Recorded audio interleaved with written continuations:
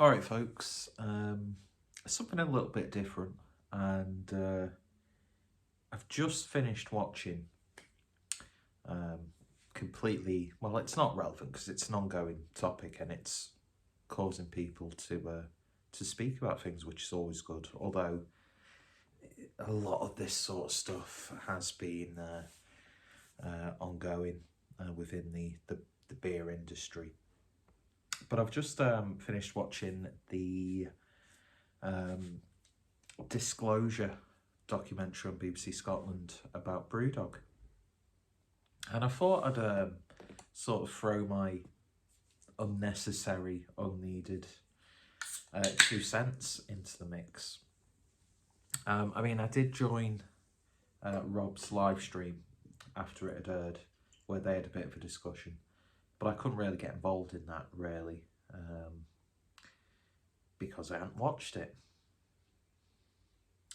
But I thought I would, because these topics are of interest to me, because it's an industry that I absolutely love. I'm not involved in the industry, I've got no real vested interest aside from I love the products that come out of this. I love the culture, and I've met some lifelong friends and wonderful people through this. Just cracked open North Star 3 from Northern Monk and Lervig, which is the Black Forest Imperial Stout. Kindly dropped off by my good friend Adam. Cheers, my friend.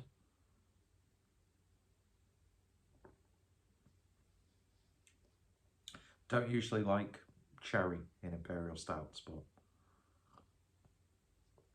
oh, that works nicely. Anyway, so this is probably going to be, disjointed, ill-researched, purely reactionary, and also taking into consideration things that have been brought to light on social media long before this, documentary. The trailer even came out, because there does seem to be, to preface this whole video, an underlying problem within what should be. Every industry should be as inclusive and as safe as it should be, just because, we're human beings. We should be decent to each other on a fundamental level. But there's been some awful claims over the past few years when it comes to practices and individuals and management, and how people have been behaving, and people feel uncomfortable, not feeling even safe in their own job, too afraid, to even speak out about it. And no one should ever feel like that. Full stop, but especially in their place of work. But I've watched the documentary. Call me cynical, but it wasn't the shocking expose that I thought it would be. Even when I was told about what happened and what was brought to light in the documentary. Because like I said, some of this, we already know. If you're really invested into the culture, some of this stuff we've known about for a while. That's not to say there weren't any sort of shocking claims. Don't get me wrong. So the first thing that got talked about quite a lot was the marketing campaigns employed by Brewdog. And, we've seen it over the years, shock, anarchy, punk, sticking a middle finger up to, the macros and big business. And, they were talking about some of the lies about some of these campaigns, sort of the whole fake changing their name to Elvis, and the whole brewing a beer in an airplane for British Airways. That's marketing. Do you know what I mean? Marketing is built on deceit to entice people to buy a product. Whether it's an iPhone, which is made on the back of, you know, horrifically underpaid factory staff, where there are literally safety nets so staff members will not throw themselves off, you know, higher levels within the building.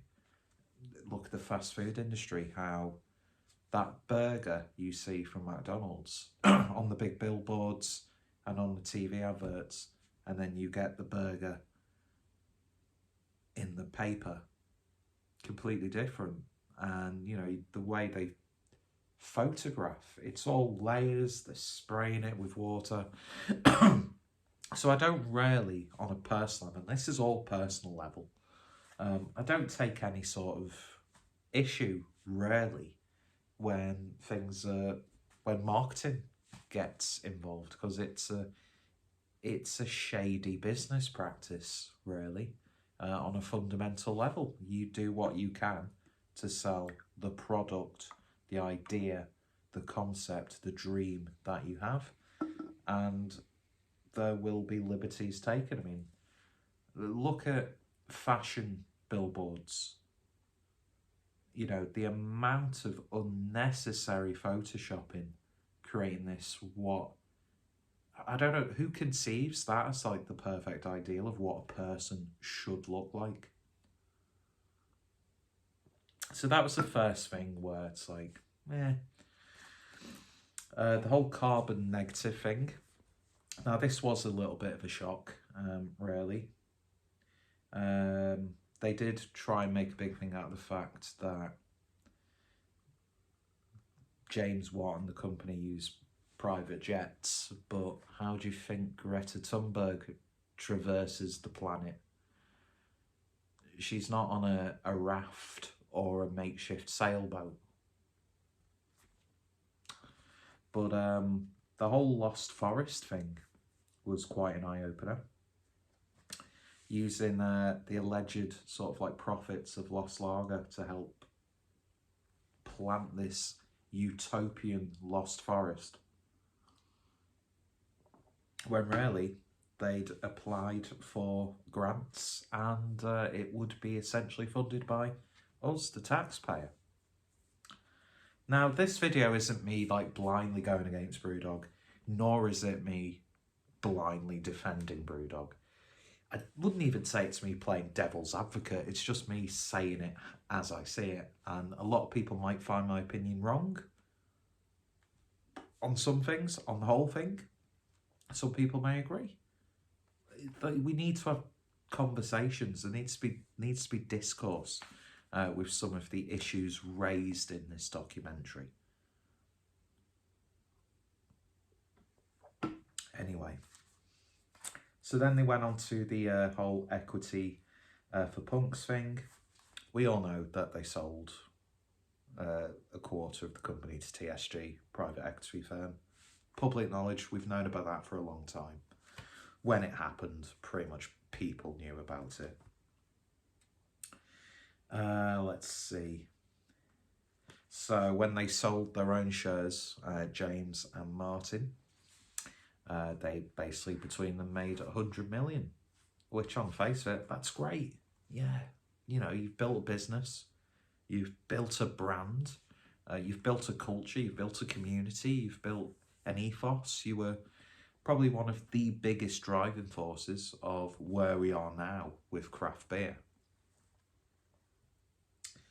And I mean, it's even in James Watt's book, why spend your own money when you can...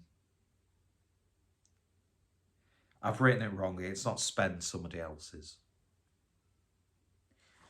But again, you know, the fact that they're doing this and then still expecting people to invest into Brewdog, when you're not really going to be getting a good deal if you try and sell those shares.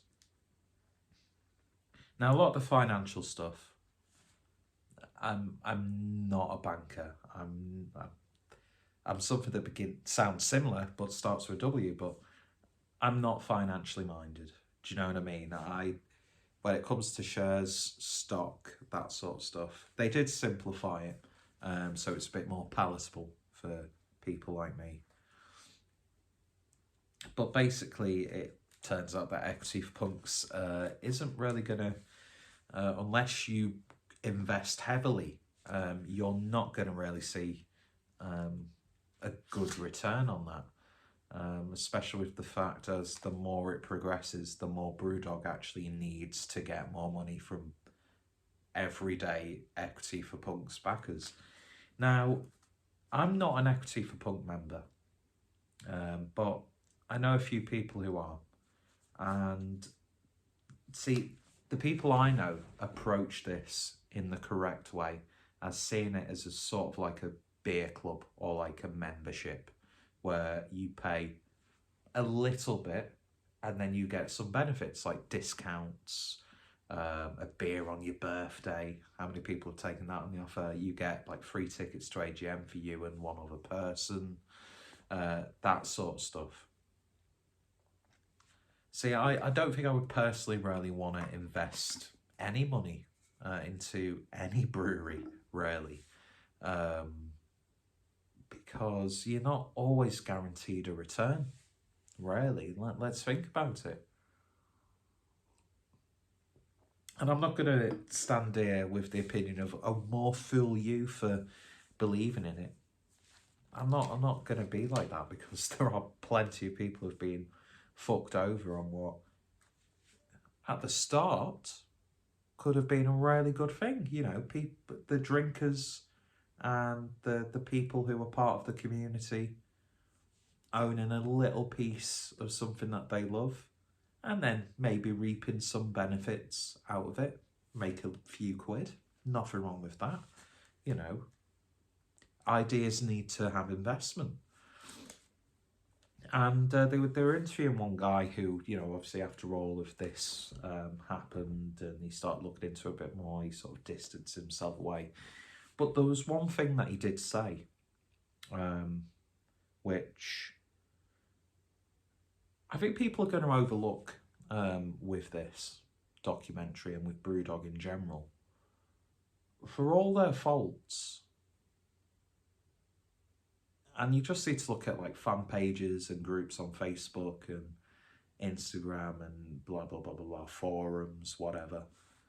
It does build a community of hopefully like-minded people who enjoy what's in the glass. They enjoy the brewery that brews it, and then they enjoy the company of like-minded people. And Brewdog, you know, as I said, one of the true driving forces in the British craft beer scene, as well as bringing people together and forging, you know, genuine friendships.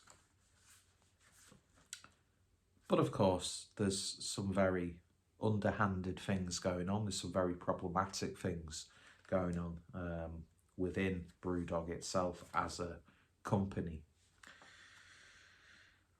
Then obviously they went on to James Watt's financial side of things, where he's got over £2 million in a hedge fund in the Cayman Islands. Not to defend him, but how many other business people, even our own politicians, have money in tax havens like the Cayman Islands? It's almost like it's common practice and just the norm of being a business person nowadays. Not to defend him now, because I don't like people who dodge tax, although I'm a hypocrite, because I still purchase stuff from Amazon.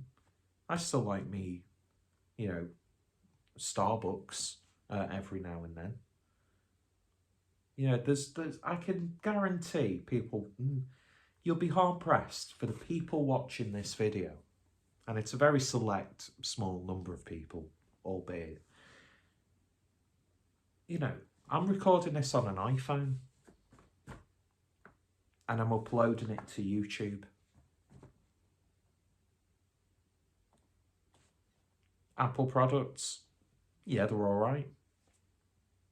Don't seem to be as good as they were 10 years ago, though.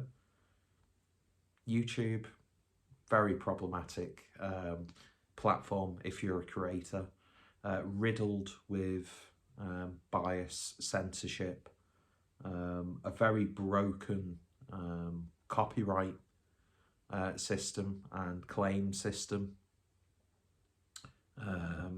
Look at all the problematic content that's on YouTube, but I still consume it. I still use it as a platform. At the moment, I've got both my Instagram and Facebook deactivated just because the distractions, really.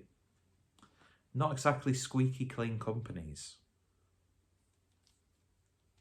I buy clothes from Primark every now and then. I'm a smoker. So, do you know what I mean? I don't know what point I was trying to make, but I think I've made it. So I don't like people who are like tax dodgers, essentially. But at the same time, I do believe in capitalism because I like having nice things. I like working and earning money to buy these nice things, no matter what the sort of like, obviously to an extent, you know, ethical and moral aspects of it. But, you know, the majority of the stuff that we buy and consume and the media and things that we consume, there's always going to be a problematic element to it. Do you know what I mean? So I don't want to excuse James for what he does with his own money, although you could argue a lot of that money is, you know, equity for punks members' money and stuff like that. And, you know, James didn't exactly come from, you know, a broken working class background. Anyway, one of the biggest talking points, and to me, probably one of the most trivial in my own personal opinion, is the fact that in 2017 he invested £500,000 in Heineken. Now, yeah, hypocritical. Of course it is. Of course it is.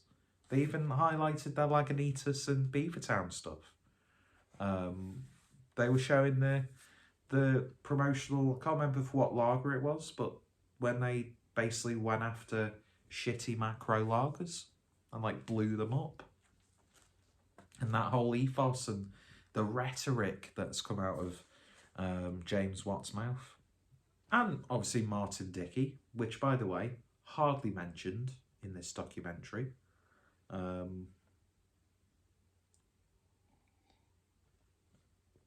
But then again, you could argue that Martin Dickey's taken a bit of a back step over the past few years. And James has become, you know, the face of Brewdog. There has been a statement from James about that 2017 investment in Heineken. Don't quote me on this, but I think he mentioned it in that Brewdog group that came about after employees, rightfully so, were expressing concerns about their own well-being within the company. So I think, if I remember correctly, this was when Brewdog were looking for avenues of investment, and I'm sure he structured it as a gesture of goodwill, but then apparently sold those shares. Again, I don't really want to invest too much time in that aspect of it because I don't know. But all in all, hypocritical? Of course it is. It goes completely against Brewdog. But when you've got a company that is growing as much, I mean, they're estimated at £1.8 billion. We've seen breweries do this all the time. Look at Magic Rock. Obviously, a bit shaky ground with them and 4Pure with the whole Lion stuff being sold off, but like Rich from Magic Rock, his family is sorted for generation to generation to generation now. And let's just call a spade a spade. Isn't that what you want with a business? For it to do well and to make sure that your family's comfortable. Obviously, you still want to impart a hard-working ethos with your kids and then your grandchildren, you know. I mean, obviously, completely two different things. The size of Magic Rock compared to the size of Brewdog. But yeah, it's...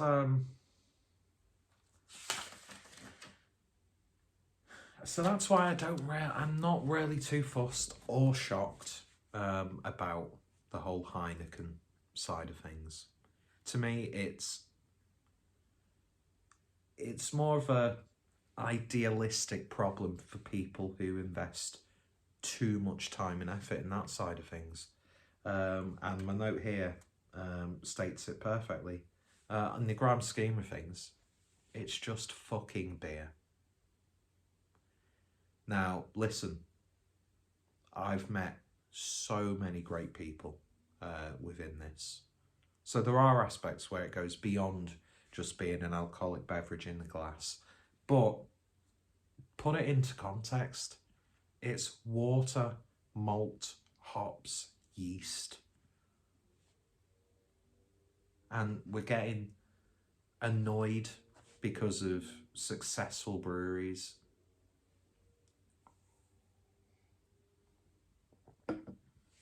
This whole, oh, well, I don't drink them anymore since they sold out. I still think Common Grounds is a wonderful beer. Highway Grapefruit overtook Elvis Juice for me, and I used to love Elvis Juice. I'll still get the odd 4-pack of Gamma Ray from Beavertown if it's on offer. Because, well, depending on what batch you get, you can sometimes get a really nice 4-pack of Gamma Ray. Who else? 4Pure? I've not really had 4Pure for a while, to be honest. There are obviously other breweries, of course, and probably better examples that I could use both domestically here in the UK and on an international level, but I've never had a problem with that side of it. If you can make a fuck ton of money that makes sure that you're secure and you've got security for your family, you'd be a bad business person if you did not take that opportunity. And it's probably saying a lot about me, but I would happily, as long as people weren't getting hurt or exploited or anything like that, I would happily brush my morals aside, sweep away my ideals, and think, do you know what? Doing this for the family. Big payday. Obviously, Brewdog is completely sort of different situation, of course. But yeah, one problem, it's only fucking beer. Hypocritical? Yes. Does it matter? No. Those were my notes on that. Now, see, this next part, for me, and it did have prominence, to be honest, in the documentary, but I can't help but feel it kind of glossed over and didn't look at it on the broader scale. There are some people who would say that this is more of like a character assassination of James Watt. Are there elements of that? Probably. But at the same time, if there are personal allegations about someone, and to be fair to Disclosure and the BBC, can't believe I'm, giving any sort of respect to the most impartial broadcasting service in the world, the BBC. They did say that they are not like even suggesting any sort of criminal accusations against James Watt. So I did respect the documentary for that. But we'll get on to James Watt in a little while. They did talk about the whole misogynistic side of Brewdog, which again we've known about that. We've seen the stories. We've heard the we've seen the accusations. We've seen first-hand accounts, whether that be someone upfront and just saying it, but at the same time you've got people, understandably, who don't want to be named because they're still employed with the brewery in question, or, you know, could be company in question, doesn't matter what industry it is. I mean, look what's happening within the world of games, the gaming industry. What's it called? Activision Blizzard, is it? Again, very problematic. I can't remember which game studio it was, but they actually named a room the Bill Cosby Suite. So, you know, it's a problem that's not exclusive to the beer industry. But at the same time, this should be, you know, this should bring people together. This is the social lubricant. Do you know what I mean? This is the stuff that workers in the fields in Belgium would be gifted from the landowner, and they drink it on their dinners, you know, like table beers and that sort of stuff. You know, a few pints of mild after you've been down the mines, or, you know, if you're a high fly executive, a rare bottle of Cantillon between your poncy rich mates. It should be bringing people together. Of course, alcohol tears lives apart, really, if it's abused, but by the by, this should be together, and we see inclusivity, and rightfully so. We see people rarely, you know, championing inclusivity. Now, I won't lie, I do get a little bit tired sometimes when I see like safe spaces in universities and things like that, when they're completely unfounded, like, oh, please stop clapping, it causes distress. That bullshit mentality annoys the shit out of me. But people should feel safe in their workplace. And employers should be focusing on their employees' well-being. So, of course, there are claims of misogyny within the company. Again, not surprising. It is problematic, and I think companies within any sector should be really doing a lot more than they are. Fuck all this, oh, our HR department investigated internally. Well, of course, they're going to investigate, and then the outcome is going to be in the best interest of the company. It's like this whole Boris's parties. I can't remember the name of the woman. It's like, how impartial and honest are you going to be?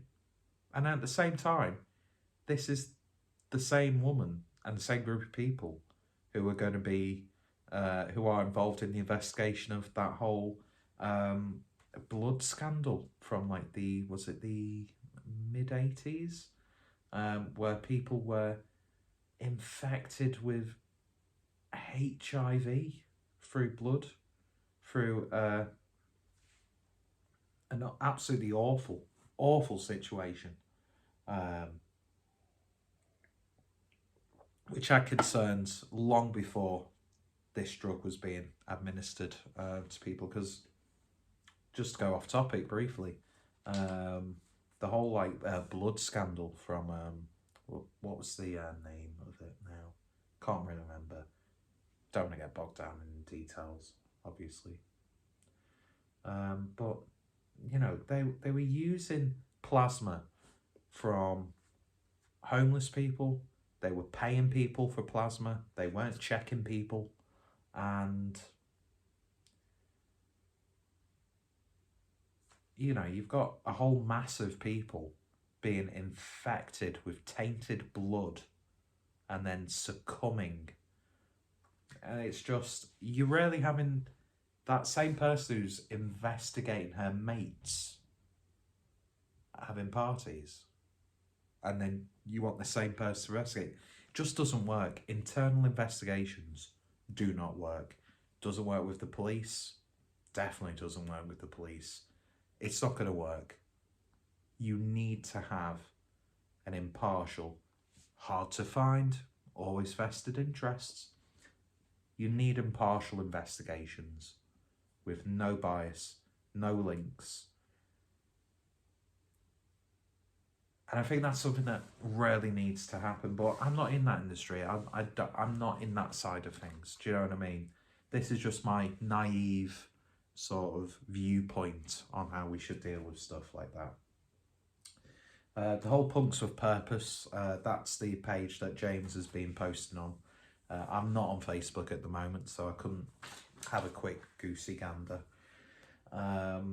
But yeah, there's no excuses. There's no excuses for that behaviour. Of course, you could make the argument. Some of it is anecdotal. And there is, from a legal standpoint, there is a bit of a problem when there's anonymity involved. Now, I'm not saying everyone should be upfront and saying it, because people are scared about the jobs, which, now this is easy for me to say because I've never been in that position, but no job for me personally would be worth keeping if I was made to feel uncomfortable in my own workplace. But again, that's easy for me to say because I've never been in that situation. So my heart goes out to anyone, man or woman. And unfortunately, it's an uncomfortable truth. It's predominantly women who are targeted in the workplace. My heart goes out to anyone who is made to feel uncomfortable, who has to deal with absolutely inhumane treatment. And I couldn't even fathom that happening, really. So I completely understand when people don't want to be named, because there's that sort of like self-enforced shame aspect of it as well, which you shouldn't feel shame. You've done nothing wrong. You're just doing your job. And then you've got people higher up, or even, you know, same level staff and customers a lot of the time. You shouldn't have to deal with that behaviour. It's absolutely sickening. Yeah, I might make inappropriate jokes in private conversation, but I would feel absolutely disgusted with myself if I ever made anyone feel uncomfortable. I would absolutely hate that.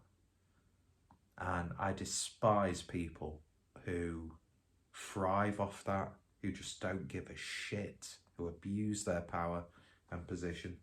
It's like, shame on you. You're a scumbag. You're an absolute scumbag.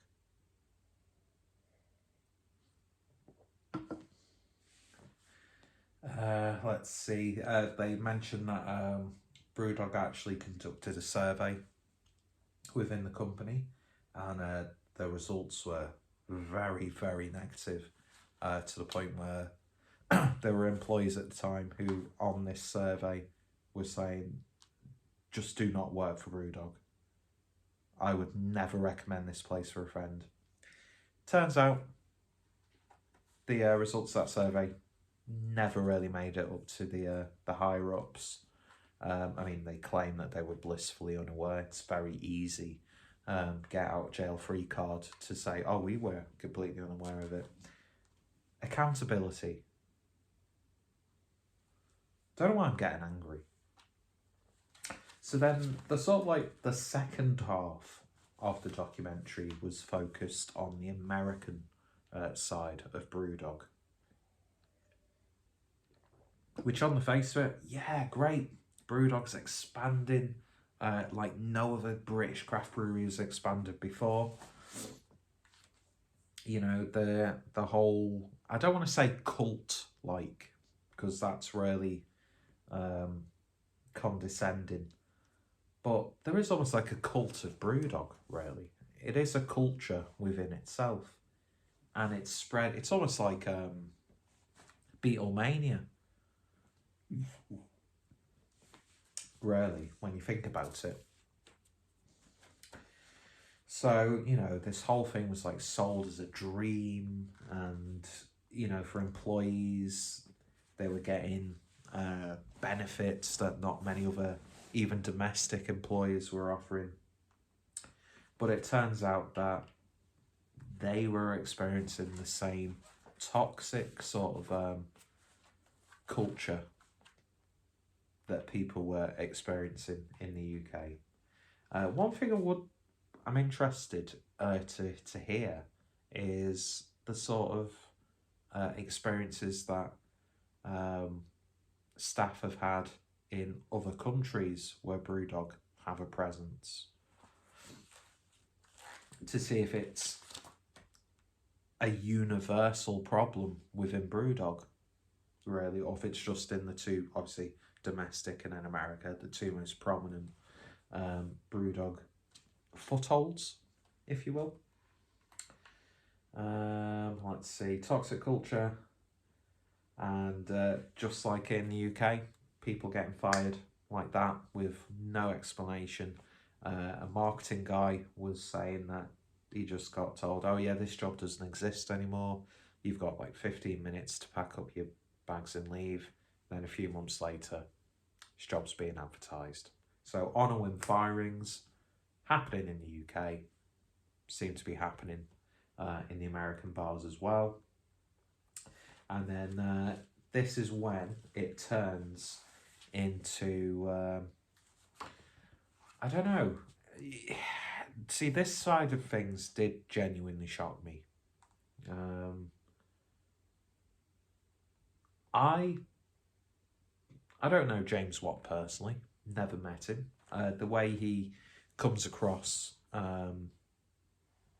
online through like Brewdog's own promotional stuff, and then his like public appearances and that sort of stuff. He seems, this is before obviously we go into what's discussed on the documentary, seems to be a bit, he seems to come across as full of himself, but very insecure. And not that this point I'm going to make should be an important factor on anyone at all, but he almost came across to me as a very frustrated individual who was fighting with his own sexuality. Now, I'm not taking the piss with that, even though I just laughed. That's because I made myself react. But whether you're gay, straight, trans, poly, bi, lesbian, doesn't matter. It means nothing to me. I base my judgments on people's character and their actions. I don't want to say it's trivial, because it's obviously very important. People, rightfully so, their sexuality and their identity is very important. But to me, I'm not gonna think less of you because of factors like that. I base my judgments on character and how people treat me. You know, very firm believer of treat people how you'd like to be treated. But I've always had this sort of thing about James where maybe his biggest problem is his ego has got the better of him. From what people have said to me who have met him, whether it be a brief sort of like hello photo opportunity when they've been out and about, or he just happens to be at a bar, or whether they've spent time with him. Quite a sort of a shy, reserved, slightly insecure person. That's how I perceived James Watt, really. And then obviously coming across as like loud and brash, putting on a really good front on his promotional appearances for Brewdog, on the many sort of like campaigns and that sort of stuff. But it seems, even though we didn't get the sort of like domestic perspective on this side of things, it almost seems like James treated, and I think someone actually said this in the documentary, treated America like a holiday, or like his playing ground. Do you know what I mean? His playground, I should say. Really throwing his weight around, expecting this to be done, and if it's not, then you know, potentially you could lose your job. Let's see. But before we get into that, my notes do talk about when their first brewery in Ohio opened, and they were going to be hosting an event, but the brewery wasn't set up, so they had to import beer from Scotland directly. It seems they were quite lenient with the truth. That's not the phrase I wanted to use, but it still sounds good. Especially with Jet Blackheart and Elvis Juice, which obviously contain ingredients and extracts that aren't necessarily legal in America. But they still imported it. By the looks of it, they rushed the importing process and did not declare specific ingredients in their beer, thus making those beers illegal. But it was an interest point. Obviously, I'm just going to say it, America, your alcohol, liquor licensing laws are so fucking arse backwards. I can't make head nor tail, especially from like state to state. Like, I think it's even like the main Jack Daniel's brewery, or distillery, not brewery. Oh, how dare you? Distillery can't even like sell the product on site or something like that. I think it was Hetero who mentioned that, but that's a very questionable name. So yeah, basically the brewery wasn't ready to brew the beer for the event, so they had to import stuff, withholding information, and yeah, because they're an international, they couldn't really take legal action, because I think it's more to do with like the licensing on the premises, as opposed to it. But you know, as James clearly states in his book, it's better to deal with the consequences than try and deal with the problem. And with Brewdog being worth as much as they claim to be, then, you know, a few fines here, penalties, doesn't really mean anything. Plus, in a weird way, isn't it kind of punk and fitting with what Brewdog used to be by not declaring that information and once again putting that middle finger up to the establishment? Would we have celebrated that in the early days of Brewdog?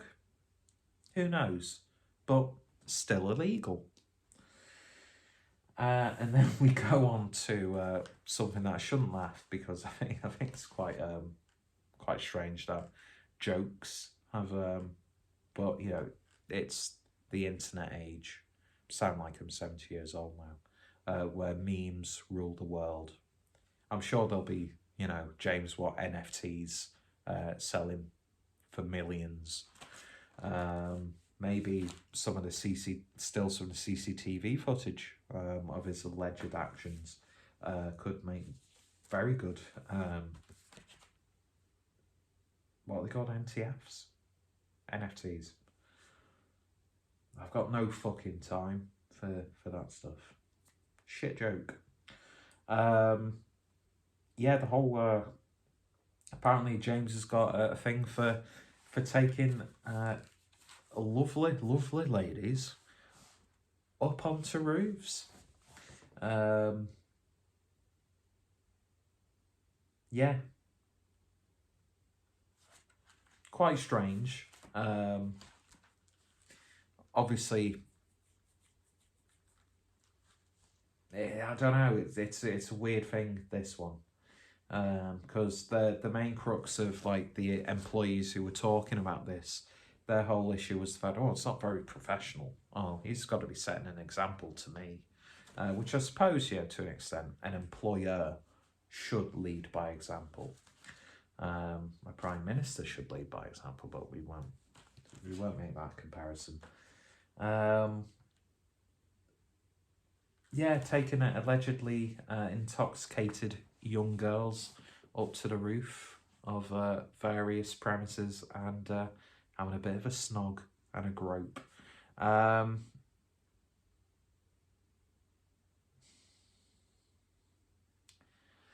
Inappropriate, of course. Unprofessional, definitely. Is that a noose someone should be hung on?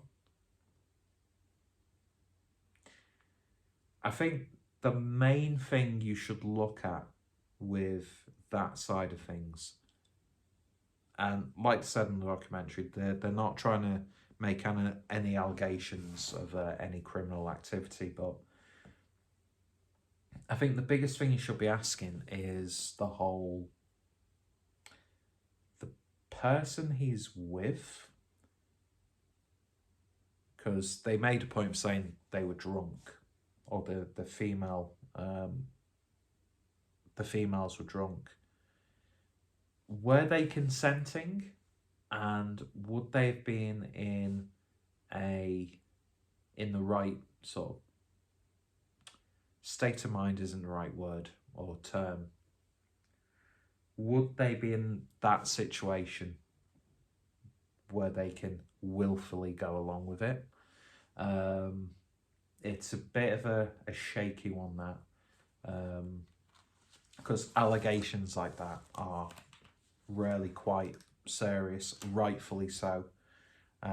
Is the other party being taken advantage of, even though apparently one of the females in question did legally say that there wasn't really anything remotely sexual going on.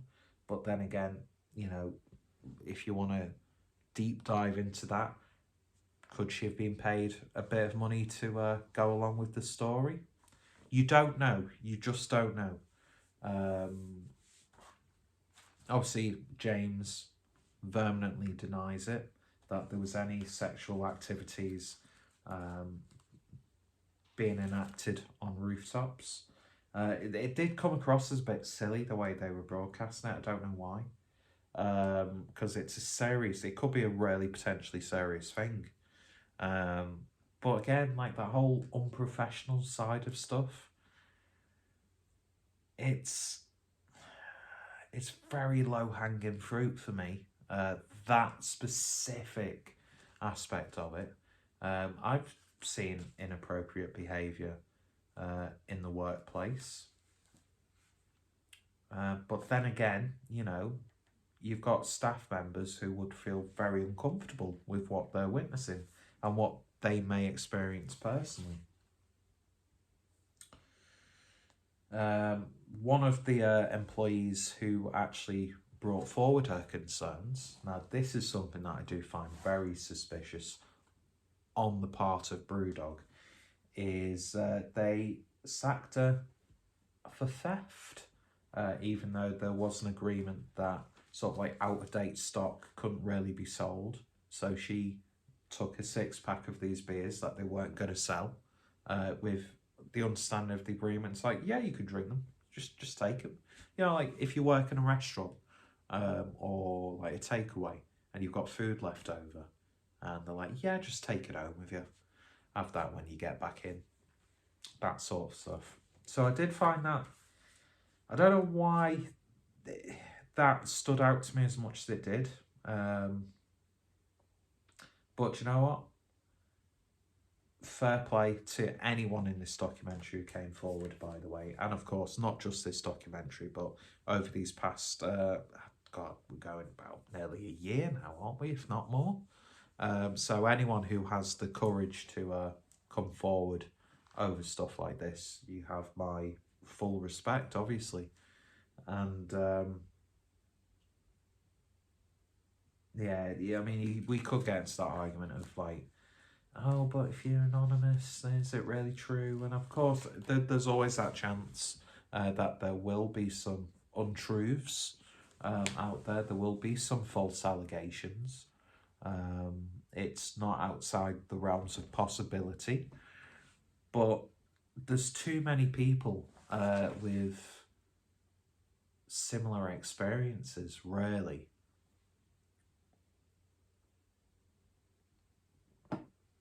Especially for this to not be addressed.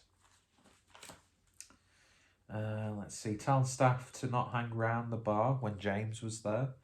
He was known to leer over female bar staff, making both female and male employees uncomfortable. Again, no one should ever have to feel like that in a place of employment. And I think we fully need to hear James's side of the story, really.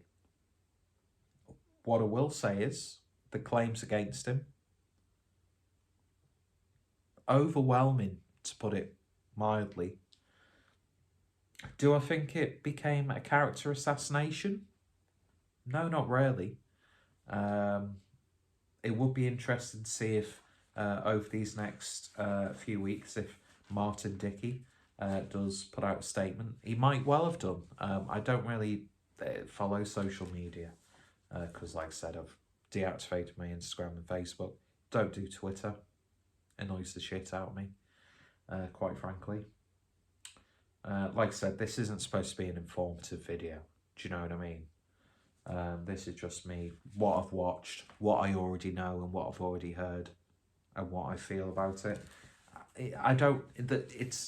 There's no black and white for me with this. I mean, there are shades of black and white in there because I think fundamentally it does show that there is a very toxic environment. There are some very problematic things that need to not only be addressed but rectified. I don't think internal investigations will do anything aside from work in the vested interest of Brewdog and its higher-ups and, of course, James Watt. I think this sort of stuff needs to be dealt with on a more from the ground up basis. I think people who have something to say, have a grievance or have concerns should be able to come forward and discuss and get whatever problems that are there solved. It's not going to be easy. I've got a feeling it's going to be really quite ugly. I mean, just, I think it was either today or yesterday, Paul from Cloudwater has completely gone off Twitter. There was speculation, obviously, because Brewdog and Cloudwater in Tesco's. But the Cloudwater did come out with a statement saying, oh, it's a bit more nuanced than that. He's taken a break for his own sort of like mental health or health in general over the past couple of weeks. Because obviously this sort of stuff has been discussed behind the scenes from all the parties involved, because obviously the documentary had to try and get statements from James Watt himself. So there will have been people within the industry who have had to deal with this, and there will have been discussions and that sort of stuff, and it will take a lot of, it will be very stressful for a lot of people, and yeah, it's just, it's not good. Fundamentally, it's not good at all. But again, a lot of this stuff doesn't come as a shock to me, which to me is probably the worst thing on a cultural, societal level. And I think big changes need to happen. They really, really do. Whether that be James stepping down, resigning, selling his shit, whatever. But I don't think it should become a completely blind witch hunt at the end of the day, because there are other people involved in this. We've just heard one portion of it, but it does seem, in terms of like management and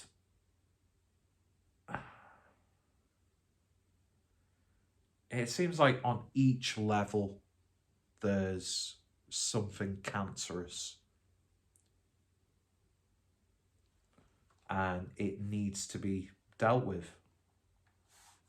And I really hope it does. I really hope it does, for the people who, their wage, they're having to pay bills. And I think one of the sad things is there will be people who will be they're rubbing their hands together, loving every minute of this, creating really sort of like exploitative content, especially on Instagram. Fucking hell, I've not seen the reaction on Instagram yet, but I know there's going to be a few people who will be absolutely loving this, and that's a sad thing in itself, because yeah, you might not like Brewdog, you might not like James Watt, you shouldn't like what's happening in Brewdog, but there are people whose livelihoods are dependent on this company. So I don't think you should be so, what's the word that I'm looking for? You shouldn't be so happy that this is all happening. You should be more concerned, and you should be, raising awareness, not just for people at Brewdog, not just for the brewing industry, but for people who are, in same situations, who've experienced absolutely horrific things when all they're doing is going to work, getting a wage. So I don't think people should be really smug over this. I think that's absolutely gross and disgusting.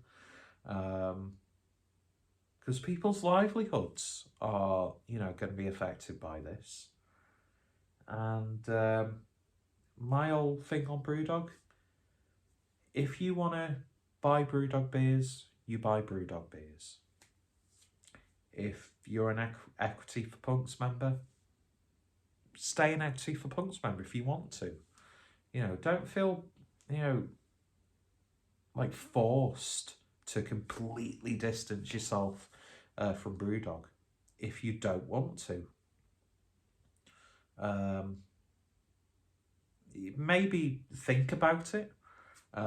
Look at it on the grander scale. Me personally, I will just like Weatherspoons, I'll still probably pop into a Brewdog bar, because it's one of the only few places I can take family members who don't really drink into. I don't buy Brewdog beers regularly anyway, really, to be honest. When I do go to Brewdog bars, it's more to see what they've got in the fridge for takeout, and also what they've got on tap in terms of guest beers.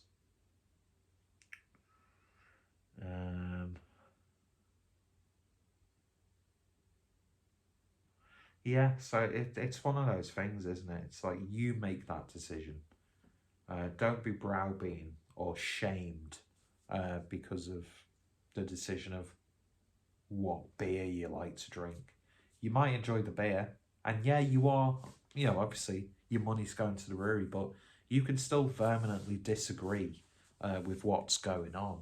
You can still be vocal about it. Do you know what I mean? It's. But I completely get people who can just have distanced themselves from Brewdog and have completely boycotted it. Also, God, I've been recording for an hour.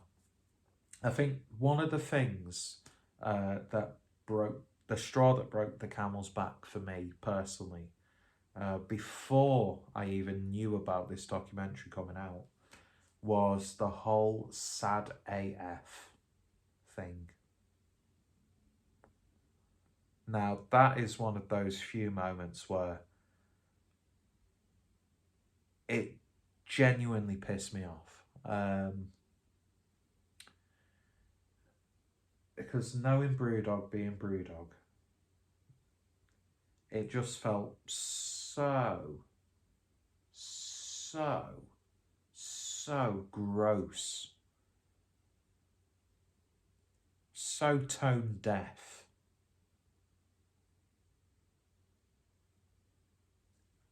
And the cynical side of me was thinking, Brewdog are going to make money off this. They're going to make money. It's good brand exposure. I likened it to, when it comes to like Gay Pride Month, and you get all of these multi-billion-dollar companies doing like Skittles do the whole black and white artwork, and all these companies like include the rainbow flag on the branding. They're just showing face. They could not give a flying fuck. They know it's going to get money, make them money.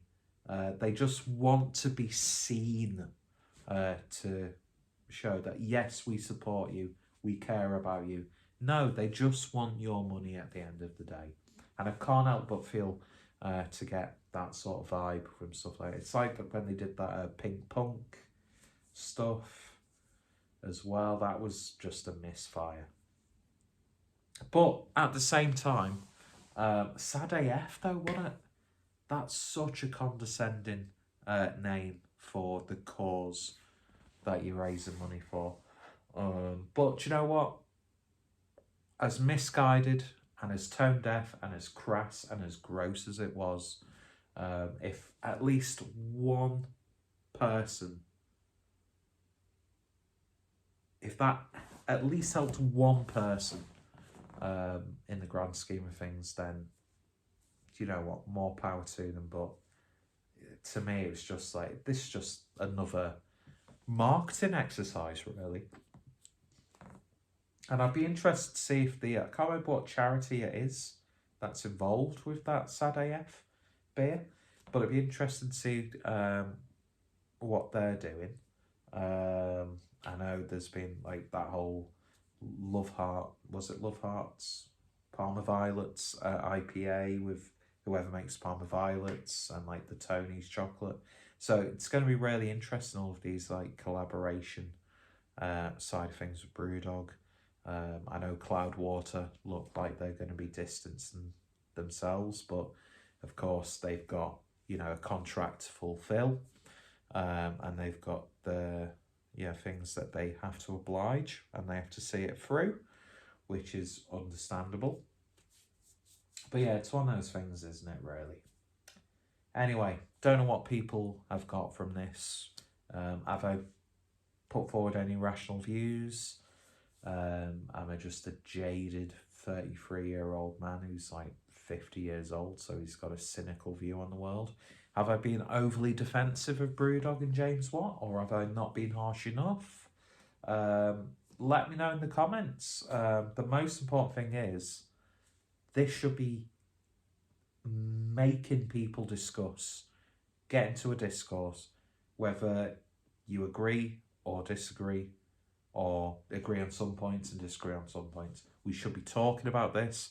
We should be addressing these problems that have been put forward, and ultimately we should be fixing these problems, because no one should feel uncomfortable in their workplace, and no one should be treated horrifically. No one should be literally sexually harassed or assaulted in their workplace. Not that there was any sort of like sexual assault claims on the documentary, but there have been, you know, murmurs of things like that happening, which is absolutely disgusting. It's 2022, and you know, we're acting like fucking cave folk sometimes. Doesn't half boil my piss. Anyway, thank you for putting up with this 1 hour 6 minute video. Hope you got something out of it. And I would recommend watching the documentary. As said to me, it wasn't like the shocking expose that I was expecting it to be, mainly because a lot of the stuff, it's like, oh yeah, I remember that. Oh, yeah. Do you know what I mean? But it is a real eye-opener, and yeah, it really does not paint, especially James Watt, in a good light. Rightfully so, really. But I think it's just one of those classic examples of ego, insecurities, power going to his head. And yeah, it would be really nice to see James do a proper response to this. And it's going to be really interesting to see what's going to be happening over the next few weeks. Me personally, don't think Brewdog are going to be affected that much directly.